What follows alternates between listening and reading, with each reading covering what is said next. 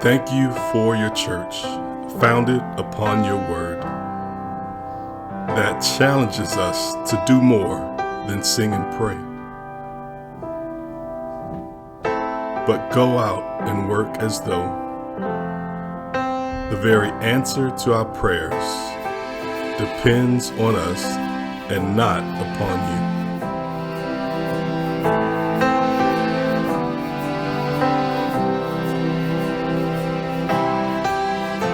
Help us to realize that humanity was created to shine like the stars and live on through all eternity.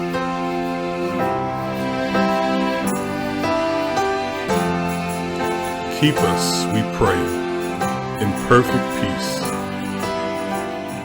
Help us to walk together, pray together,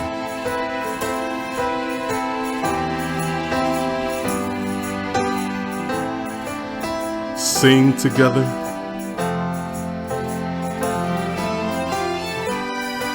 and live together until that day when all God's children, black, white, red, brown, and yellow, will rejoice in one common band of humanity, in the reign of our Lord and of our God. We pray.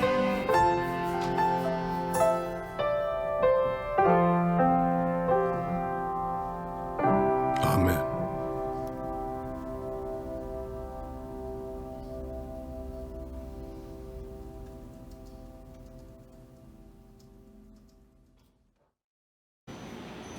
Good morning, friend. Welcome to Judson Memorial Baptist Church. My name is Travis Norva. I'm the pastor of this congregation. Thank you for investing a little bit of your heart, mind, body, and soul with us this morning. It was an intense week here in Minneapolis, in the Twin Cities in general, waiting for the verdict of the Derek Chauvin trial to be read and decided by the jury. You know, usually we tape on Mondays a lot of the other parts of the service, not the homily and the welcome and such. But we waited till today just because we didn't know what type of service to plan for. What condition would the city be in? Would there be would there be unrest again, or would there be strife? No one knew, and so we were all kind of on edge. The verdict was read, guilty on all three counts. I think it took myself, a lot of other people by surprise.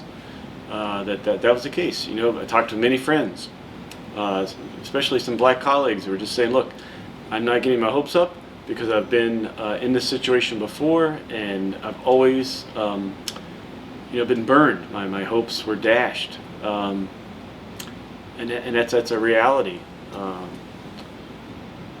But I think about what it took for that verdict to be reached, I was at 38th in Chicago when they announced that they were charging Derek Chauvin, and there was, a mass release of energy and excitement.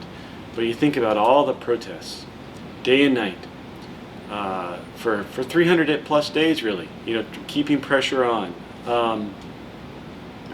the amount of energy, that not just from activists, but from politicians and business leaders and religious groups. I mean, just on down the line, the things that it took for that to happen. And that was only one. That's just for one case. So we look at the enormity of the issue that we talk about for racial justice to happen in our society, and we think, okay, it's going to be like this it's going to be like this for a while. This kind of energy. It's going to take a lot of energy and a lot of emotion and a lot of, stick-to-itiveness. So I welcome you to worship. Let's use this as a time to recharge our souls. Let's use this as a time for taking a break, for reflection, for pause, just to catch your breath, right? I mean, breath was so important in this trial, and breath is so important in the Scripture. Jesus breathes on the Holy Spirit in the in the, in those opening words in the book of Genesis, God breathes the ruach, the spirit, into human beings and into that breath of life that links us all. So let's take a moment to receive the breath. Take some deep breaths and be thankful for each and every one of them. Find peace in those breaths. Breathe. Feel a center of calmness. And let's recharge ourselves for the work ahead. God has much in store for you and for me and for us as a community, and let's do whatever we can to make this place a more just society, a little bit more reflection of the kingdom of God, a little bit more of the reflection of the beloved community. So brothers and sisters, friends and neighbors, siblings, wherever we are, whoever you are, however you come to this moment, have a cup of coffee, have some tea. I hope you feel some hospitality in that way. Just sit down, enjoy, participate as you're able.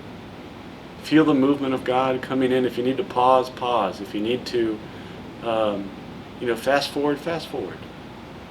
Be present, and let us feel a little moment of recreation. Welcome to worship. Welcome home.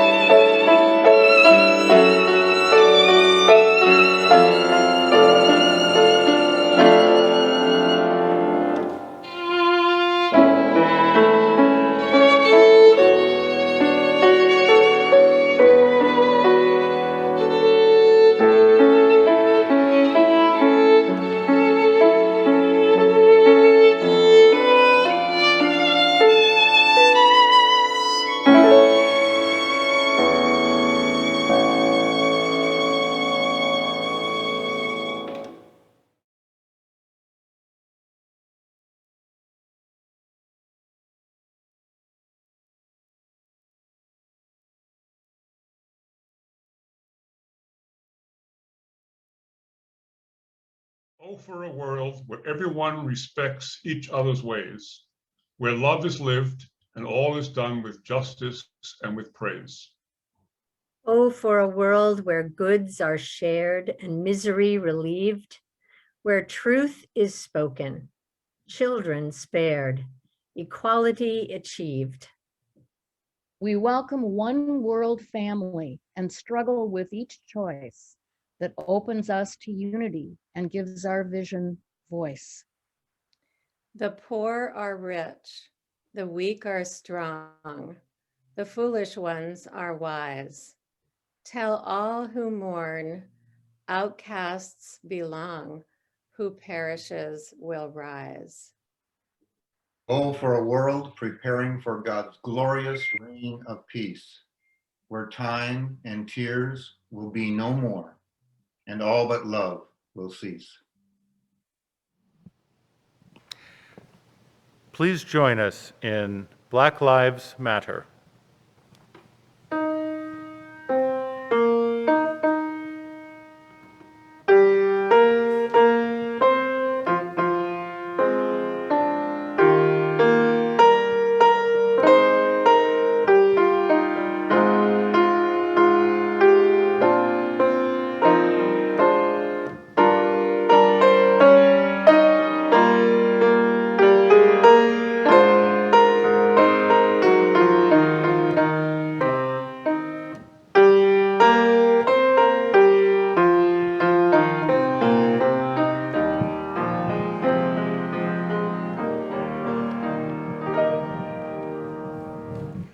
Black Lives Matter.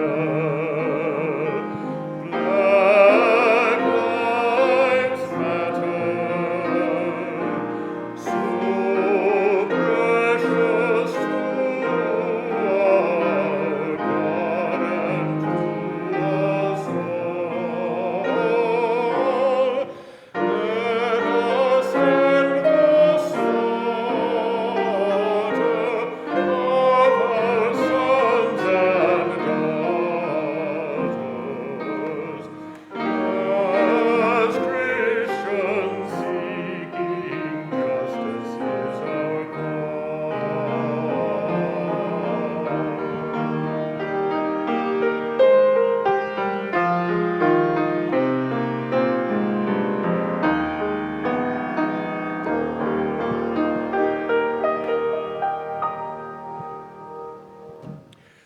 Young lives matter.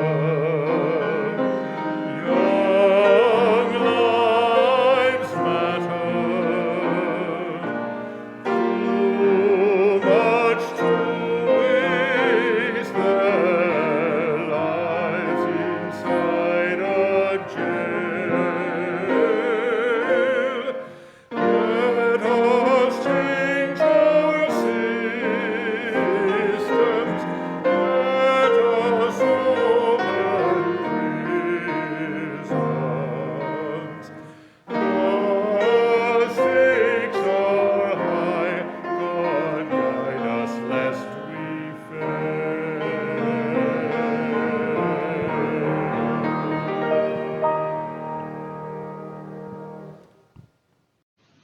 Hi, everyone. Can I pray with you?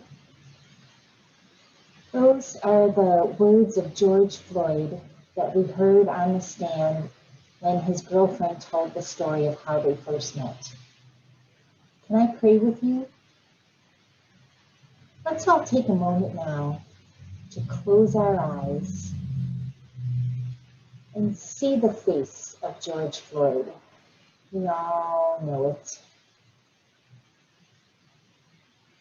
Hear the voice of George Floyd, a voice that summoned many mothers. Feel the spirit of George Floyd, a spirit strong enough, in the words of his young daughter, to change the world. See, hear, feel, and lift up George Floyd in prayer.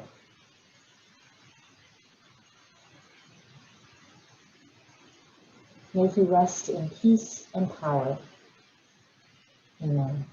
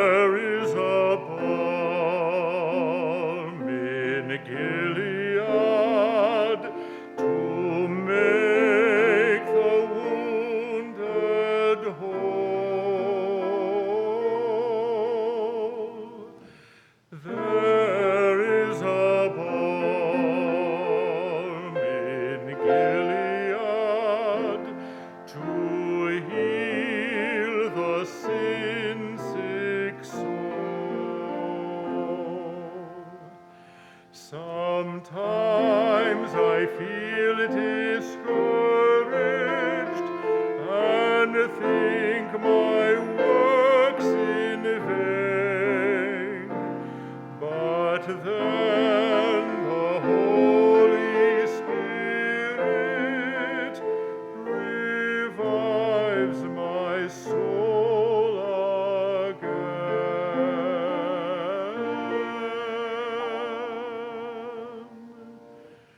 There is a balm in Gilead to make the wounded whole.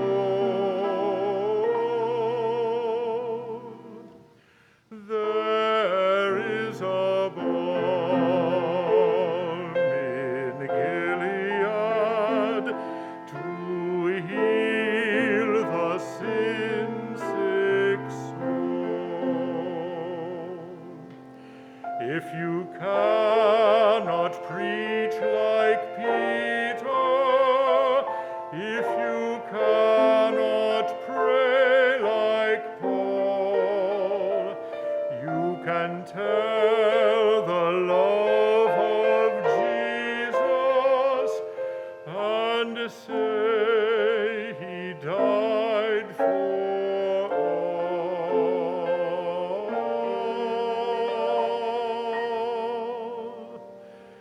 There is a balm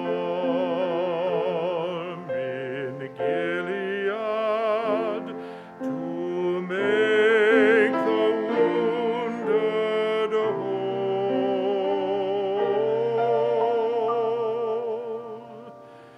There is a balm in Gilead to heal the sin-sick soul. Don't ever feel discouraged, for Jesus is your friend. And if you lack for knowledge, he'll never refuse to lend.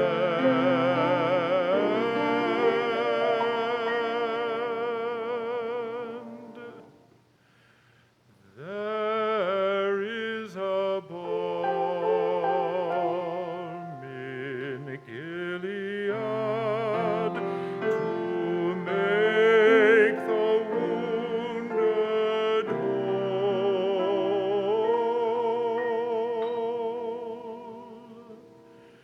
There is a balm in Gilead to heal the sin-sick soul.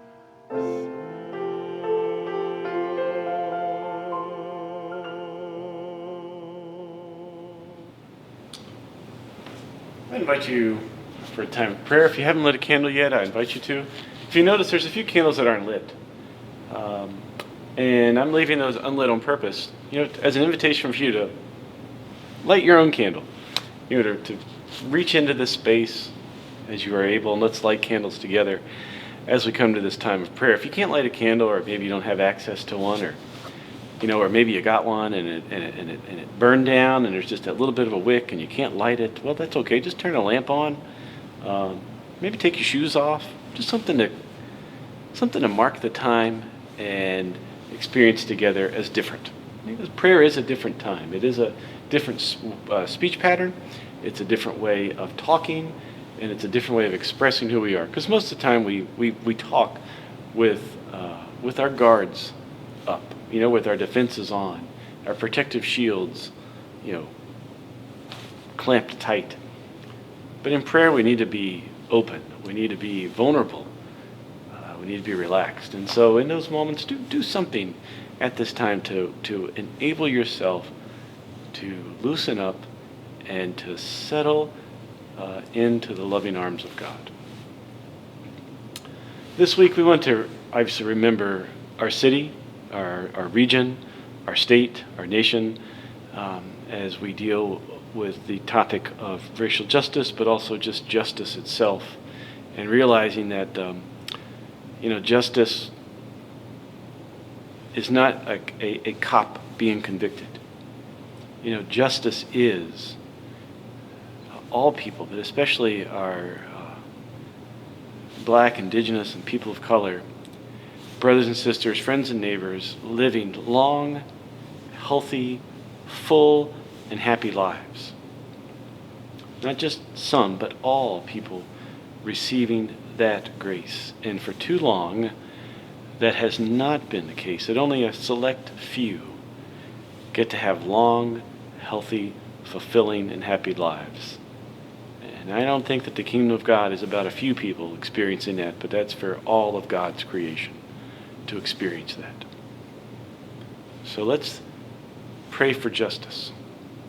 Let's pray for long, healthy, fulfilling, and happy lives for all of creation. Let's keep in mind our politicians, our elected leaders. Let's keep in mind those officials and leaders that are not elected but are recognized, or maybe even those unrecognized, or those emerging leaders. Let's keep them in our prayers at this time. Let's keep our first responders, and let's keep the police departments and law enforcement in our prayers, because we are praying not just for a little bit of this society to be redeemed, but all of society to be redeemed. So let's keep them in our prayers. Let's have the audacity to pray for a wave of compassion to fall on all elected leaders and all of law enforcement and all of us together. Let's pray for this church and its mission and its continued work. I think we are doing some good work, right? But the kingdom of God is always that kind of work. It's okay, we could still be doing a little more. We're always finding new avenues and new doors and new ways to practice God's grace, but also to experience it. We're also always finding things that we need to ask for forgiveness, and also finding new ways and people and situations to offer forgiveness. So let's keep praying for one another in the work that we do, that we may keep our lamps trimmed and burning, that we don't relax, that we don't become compliant, that we don't, or not compliant, but complacent, sorry. Remember, in prayer we're to be vulnerable, so let's not parse every word, but let's stay with what we can. Yes, we will make mistakes. And let's be ready to admit those mistakes, and let's be ready to ask for forgiveness. And let's be ready to be forgiving as well. We have some members of the congregation going through some surgeries this week, so we want to be in prayer for Deb and Sandy and Jody. We want to be in prayer for Kate. We want to be in prayer for Carl. She's in hospice. Let's keep the members of the congregation in prayer. That for people that are being vaccinated, hopefully there's not too big of a reaction. Let's pray for our friends and neighbors that are going through cancer treatments. Let's pray for people that are in recovery in 12-step programs. Let's keep the hurting in our prayers. I think one of the biggest movements of this pandemic has been our stepping out ever so slightly, right? Baby steps to those in pain and being around pain. And let's continue that. And let's not develop a callousness to that. Let's keep our hearts tender in this moment. Let's continue to be nimble, and let's continue to pray for the movements of the Spirit among us. Let's pray for our kids in school. They are all our kids, not just a few, but all the kids are our kids. Let's pray for the teachers and staff, administrators. Let's continue to pray for healthcare workers and those who are working on the front lines.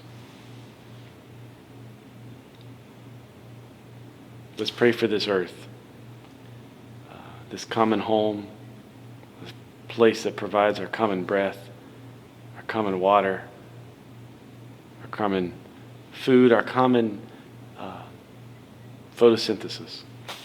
Let's be thankful for these miracles of life, and let's be thankful for this earth that we inhabit, and let's take as great of care of it as we can. We've been entrusted with it, and let's not abuse that entrustment. Let's just have a few moments of silence. I invite you to express the cares and cries on your heart.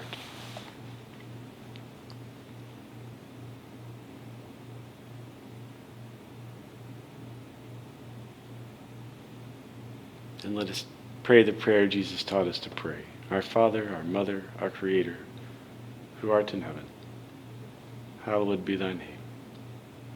Thy kingdom come, thy will be done, on earth as it is in heaven. And give us this day our daily bread, and forgive us our debts as we forgive our debtors. And lead us not into temptation, but deliver us from evil. For thine is the kingdom, and the power, and the glory forever. Amen. Brothers and sisters, may we ask for forgiveness for those things that we've said and left unsaid. May we seek forgiveness for those things we have done and left undone. May we seek the forgiveness of all those we have harmed and wronged. With a tender heart, with an open heart, let us forgive one another, and let us practice forgiveness. Amen.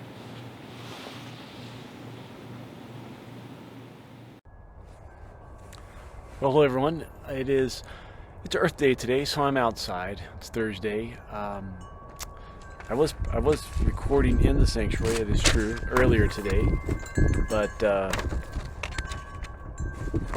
forgot somebody else had the sanctuary reserved for something else, so I kind of moved out.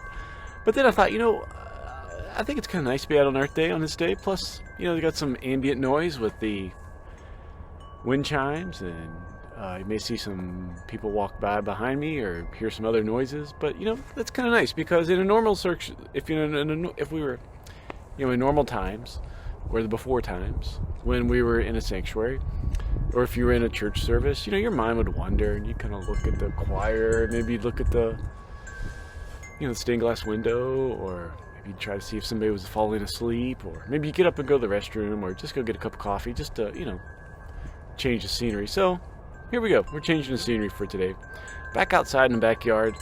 We'll see how it goes. I may have to move. I may have to take those down here in a minute, but oh man, I just really like wind chimes. So we'll see what we can do. Scripture lesson for today comes from the book of Luke, and it is the continuation of the story of the road to Emmaus. Now, I'm not presupposing that you know the story of Emmaus by heart, but just to know this: Jesus appears on Easter Sunday in the afternoon to two disciples, Cleopas and an unnamed person, which we assume is a woman, because in most times in the ancient world, especially in this text that we're dealing with, most women did not get named, and so if there's a person without a name, you assume their gender is a woman. It could be different, obviously, but that's kind of the general academic consensus. They are on their way back home, away from Jerusalem, away from all the events that took place, away from the crucifixion, away from death, away from the city of occupation, those kind of things, away from that. And Jesus appears to them and walks among them as a stranger walks among them. And here we're going to come to it where Jesus is just this is in the part of the story where Jesus tests them. And so I ask you to open your hearts as you hear the story. So as they were going near the village to which they were going, Jesus walked ahead as if he were going on. But they, Cleopas and the unnamed disciple, urged him strongly, saying, "Stay with us, because it is almost evening and the day is now nearly over." So he went in to stay with them. And here we go. Remember, We're about to have a communion scene happen because of those 4 verbs. So look at these 4 normal, everyday verbs. So when Jesus was at the table with them, he took bread, blessed it, broke it, and gave it to them. There they are. Took, blessed, broke, gave. You got those 4 verbs. You got an incantation of something magical, special, miraculous about to happen. He gave the bread to them. Then their eyes were opened, and they recognized Jesus, and he vanished from their sight. They said to each other, "Were not our hearts burning within us while he was talking to us on the road, while he was opening the scriptures up to us?" That same hour they got up and returned to Jerusalem, and they found the 11, the disciples, minus Judas, and their companions gathered together, and they said to them, "The Lord has risen indeed, and he has appeared to Simon." Then they told what had happened on the road, and how he had been made known to them in the breaking of bread. And that ends our lesson for this morning. I'm going to wait one more second. If they really start acting up the wind chimes, I will take them down. But I think we're going to... Oh, you know what? I can't take them down because they are tied specifically up there. So we'll just have to use it. Okay. The title for this homily is called How to Practice Resurrection. How to practice resurrection. If you can think about that for a little bit. But I want to start off with this. A few of you know this story, but I want to tell it anyways again. To those who don't know it, or maybe you've never heard it, or maybe you have heard it but have forgotten it, which is, that happens too. When I was 16, my cousin Monty, he was my first, like I say, he was my first cousin. He was a peer. He was the person in my family that I felt closest to as somebody my age. Now, I did have other cousins that were around my age, and I was close to them too, but Monty was the one that I just felt safe around. He was maybe a year or two older than me, but he was just a very kind, gentle, calm soul. Well, Monty was out mowing the grass, and he died of a heart attack. It was a rare genetic disease, and he died. And we had his funeral at the church in town, and I went there as a 16-year-old with a lot of questions and as a broken heart. And I was hoping that the pastor there would offer some word of encouragement or some word of solace, and maybe answer the questions that I had in my heart, like, why did this happen? And how could a just and loving God let this happen? But instead, the pastor used my cousin then as a trope to scare everybody into the arms of Jesus. It worked, but not in the way that he intended it. I think that sermon really did push me into the arms of Jesus, but for this way, I determined then and there that I was going to redeem my cousin's funeral, that it was my job in life to somehow redeem that funeral that Monty had. I could never give him the funeral that he didn't have, but maybe through my life I would be able to make sure that something like that didn't happen again.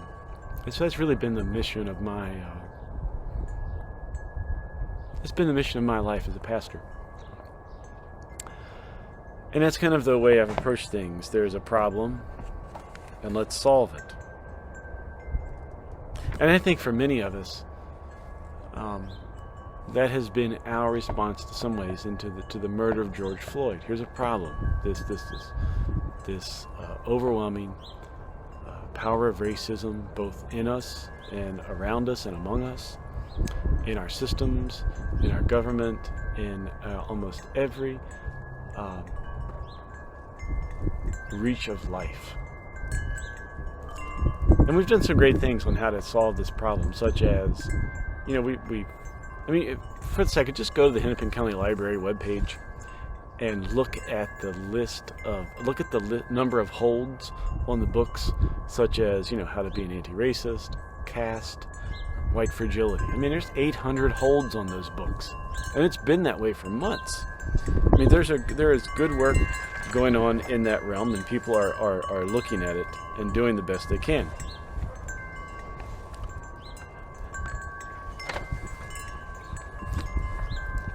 And as we try to solve this problem, I wonder if perhaps we are approaching this in the wrong way, though.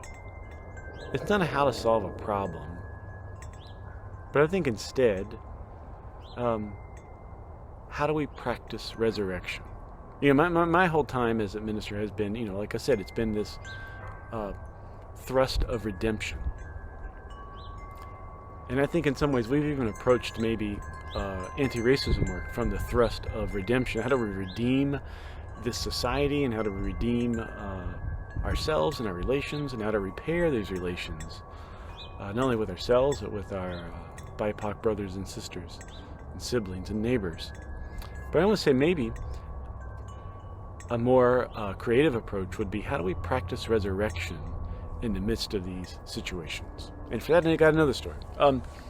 About 20 years ago, nearly 20 years ago, I hopped on the train in South Attleboro, Massachusetts, and took it to Boston. And then when I got to Back Bay Station, I believe it was Back Bay Station, I hopped on the T and took it to Cambridge, Mass, and then got off and walked through Harvard Square and made my way over to the Episcopal Divinity School, and made it then to the proper room for the Themes of Advent Preaching Conference. Now try to hold your excitement. I know. This is you're about to, you know, come out of your seat. You're feeling this excitement. You're standing up. You're clapping. You're anticipating what I'm about to tell you. The featured speaker that day was Bishop Krister Stendahl. He's now since died, but he was the former dean of Harvard Divinity School, professor of New Testament, and he was the Lutheran bishop of Stockholm, Sweden. He's a marvelous man, very, very brilliant, very down to earth, very approachable, just a wonderful human being. Now he was going through each Sunday's readings in Advent, the gospel readings, and we got to one of those stories where Jesus healed someone, you know, like those times where Jesus puts his hand on someone and they are healed of their blindness, or when he grabs their ears and they are cured of their deafness, or when he pulls his hand down on someone and pulls them up and raises them from life. He was reading through all those, and he asked the question, can anybody here heal? And you can imagine there was a room of about 30 pastors, so of course people said we could heal. One person stood up and said, you know, I just here recently there was a couple that came in for counseling, and you know, we worked through some issues, and at the end of the day they came in looking to divorce, but after a series of meetings and through prayer and walking with them, you know, they are now staying together, and he said, or this person said that I believe that they are healed. Mm-hmm. Another person said, you know, I met with this another couple. The pastor said I met with this couple, and we walked through lots of things, and at the end of the day, they were able to forgive one another, and she said, I think that I healed them. And Bishop Stendahl opened his hand and smacked the pulpit and did one of those, can you heal? Can you put your hand on someone and tell the cancer to be gone? Can you put your hand on someone's heart and heal, you know, the blockages? Can you somehow stop a life-threatening disease? Can you do that? And then we all just kind of put our heads down, and you know, even though we were all pastors and graduates of divinity school, we were all then kind of like third graders, hoping that the teacher wouldn't call on us.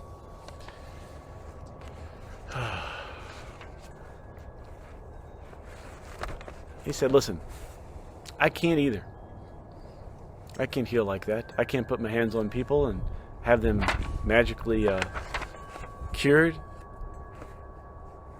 He said, so why then, as Christians in America, you are not doing everything you possibly can to make sure that there is nationalized medicine so that everyone can be healed?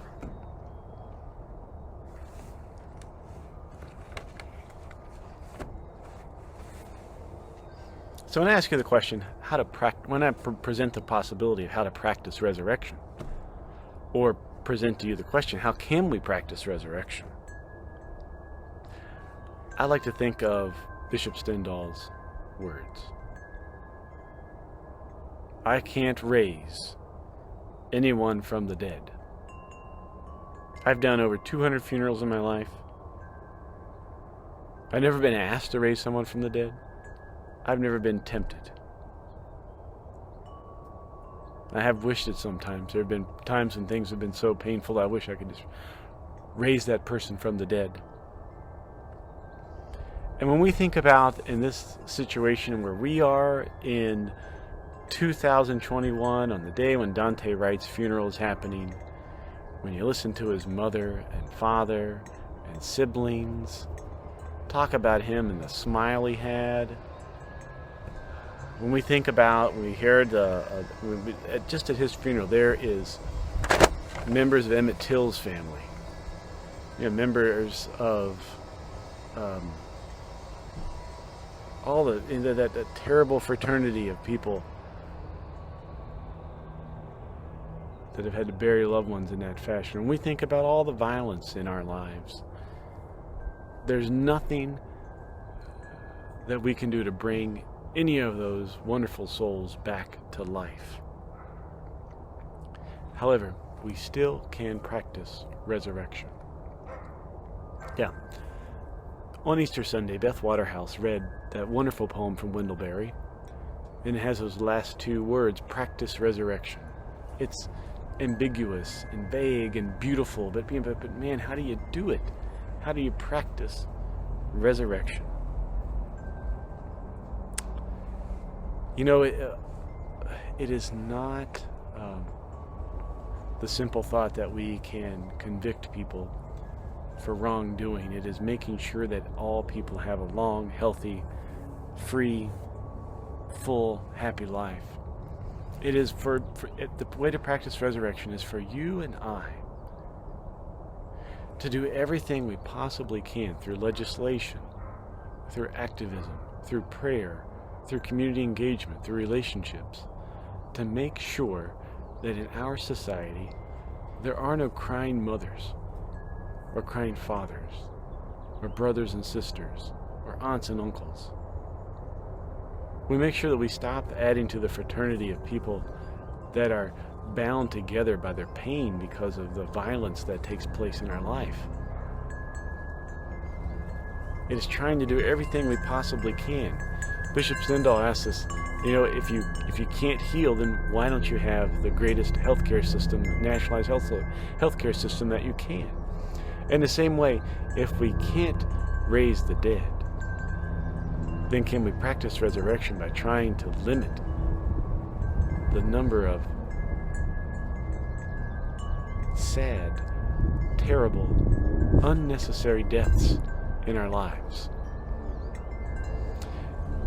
If we go back to that story from Emmaus, Jesus is just a few feet ahead of the two people walking with him.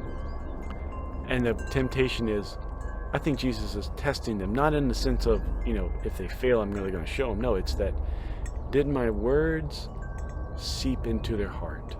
It's one thing to hear them, it's one thing to stay in the head, but did they get down into that heart? And as this stranger who is walking away as if he's going on ahead, this stranger, remember that they had just witnessed a crucifixion. They had just witnessed, the powers of Rome. Is this person a spy? Is this person in cahoots with the powers and principalities? They know nothing of that. All they know is this is a stranger. And they have some food, and they offer it to the stranger. Stay with us. Friend, don't go away. Stay the night with us.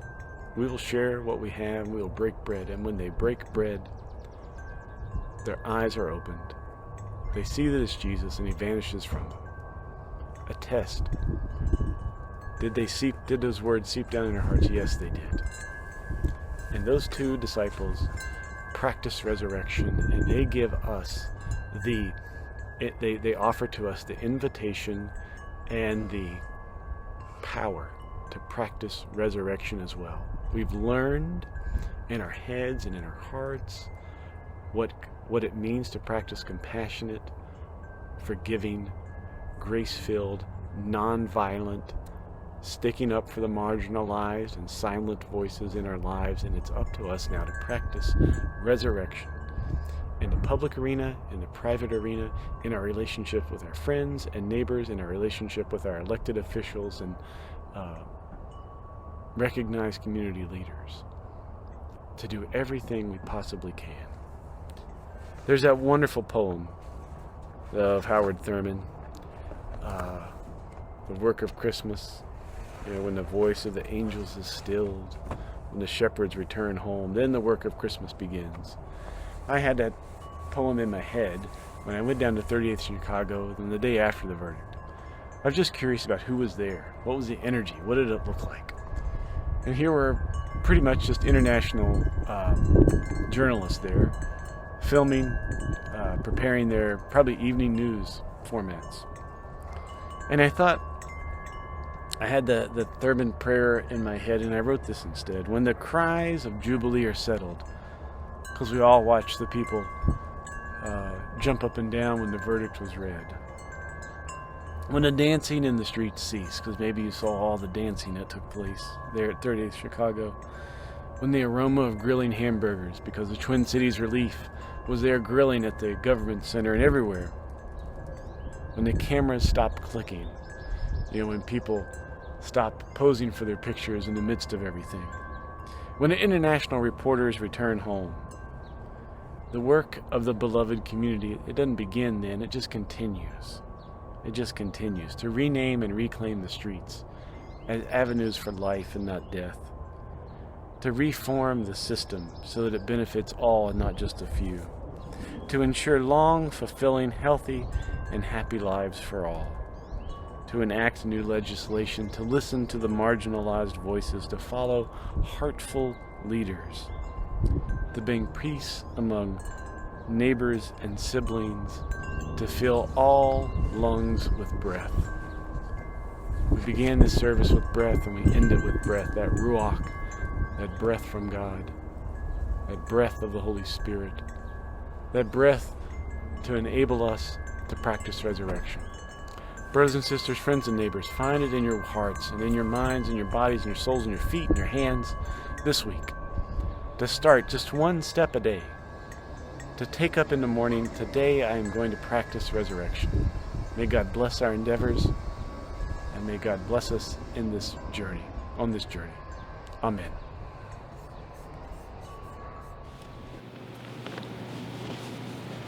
Before the benediction, I want to have just a couple announcements. One, just thank you for today and thanks for being here and your presence. I'd like to invite you to join us our coffee hour. It'll start at 11 Central Time.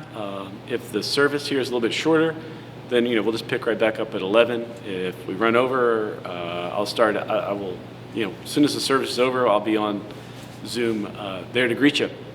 It's about a 45 minutes, so even though it's called a coffee hour, that's really kind of that's kind of church talk, or even that's kind of Baptist time, which can be an hour can be anywhere from 45 minutes to an hour and a half. But we're going in the 45-minute range for coffee time. So we'll have a little bit of sermon talk back, a little, some updates, a chance to say hello, maybe meet some new people. Those are the kind of things we do at coffee hour. So I invite you to join us for that. I do want to say a word of thanks. This is in the announcements in the bulletin. And I should say the bulletin, just like the Zoom link, if you don't have them, they are in the email. If you don't have the email, we try to put them, they will be in the comments section on YouTube, so please take a gander there for that. But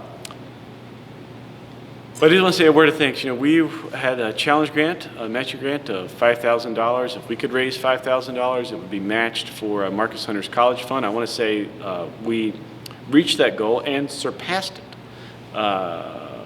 We collected not just $5,000, we collected $5,680, which means we are sending a check to Marcus Hunter's GoFundMe College Fund for $10,680. So thank you.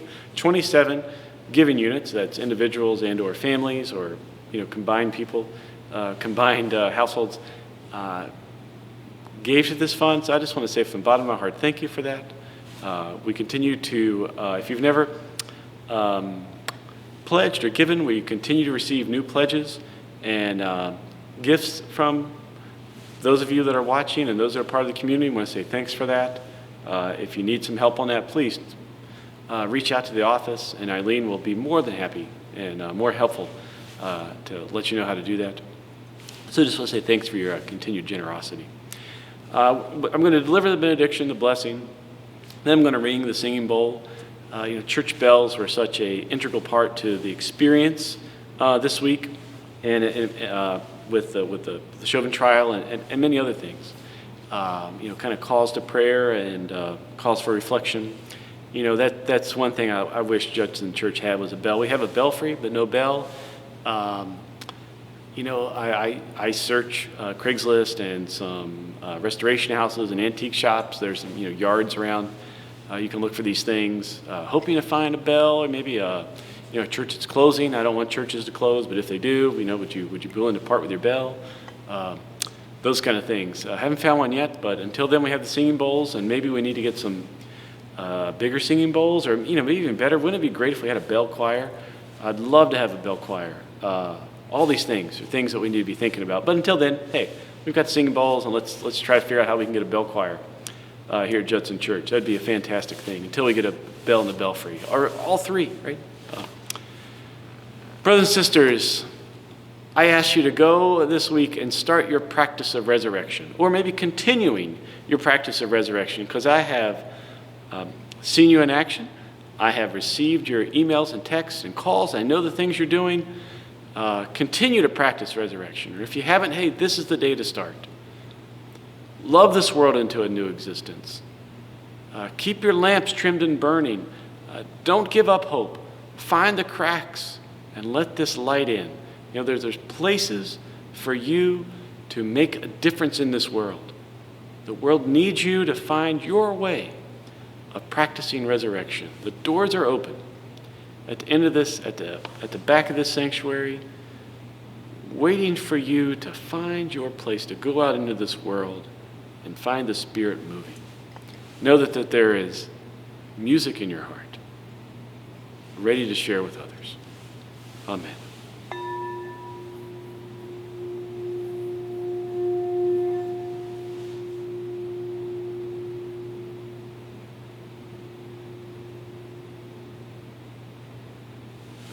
Practice resurrection.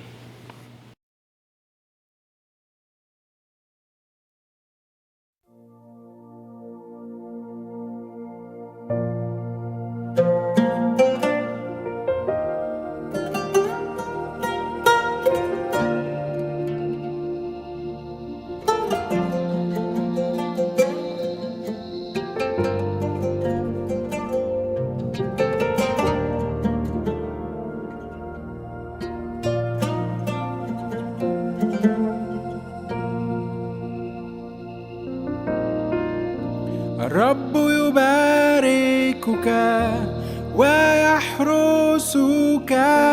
يضيء بوجهه عليك ويرحمك.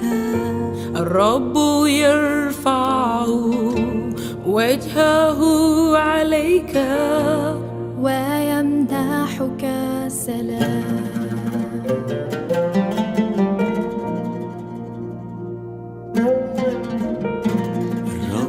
يباركك ويحرسك، يضيء بوجهه عليك ويرحمك. الرب يرفع وجهه عليك ويمنحك سلام.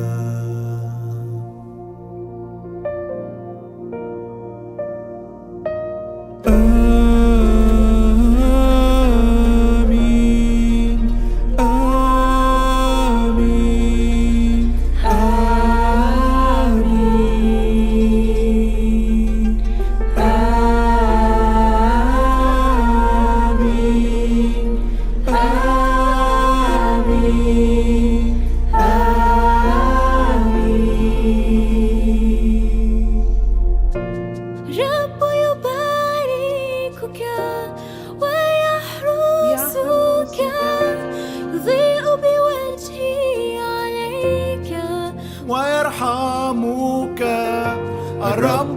يرفع وجهه عليك ويمنحك سلام.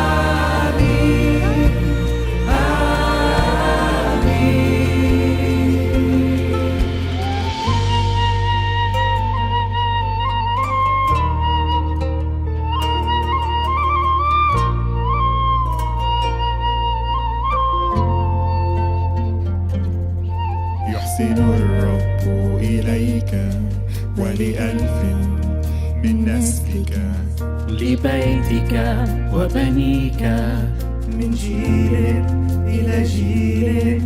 يحسن الرب إليك ولألف من نسلك لبيتك وبنيك من جيل إلى جيل. يحسن الرب إليك ولألف من نسلك لبيتك وبنيك من جيل إلى جيل. يحسن الرب إليك ولألف من نسلك لبيتك وبنيك من جيل إلى جيل. ليزر حضوره معك من خلفك وقدامك يحاصرك وبداخلك. الرب معك الرب معك في الصباح والمساء في دخولك وخروجك وقت حزنك وفي فرحك. الرب لك الرب لك الرب لك الرب لك